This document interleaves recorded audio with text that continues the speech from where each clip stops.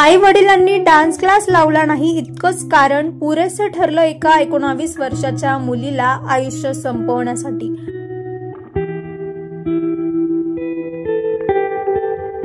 नाशिकच्या मखमलाबाद परिसरात घडलेला हा धक्कादायक प्रकार केवळ आत्महत्या नाही तर मुलांच्या भावना, कलागुण आणि पालकांच्या अपेक्षांमधील दरी अधोरेखित करणारी ही भयानक घटना।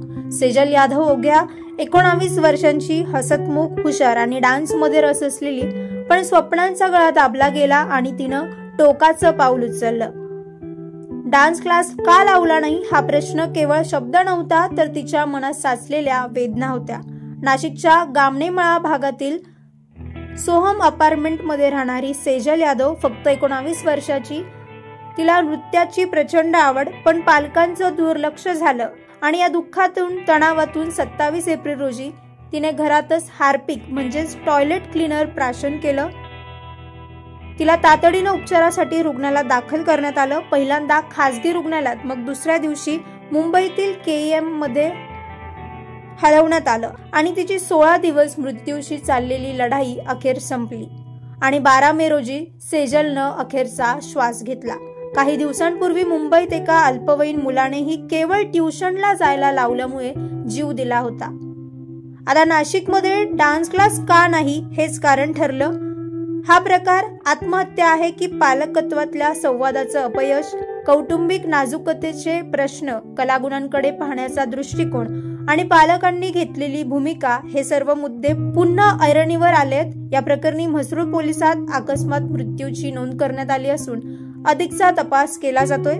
फक्त करिअरच नव्हे तर मुलांचं मन, त्यांची आवड आणि त्यांचे लहानसं पण प्रामाणिक स्वप्न हे समजून घेणं पालक म्हणून जास्त गरजेचं ठरतंय। एक चूक, एक दुर्लक्ष आणि आयुष्यभराचा पस्तावा।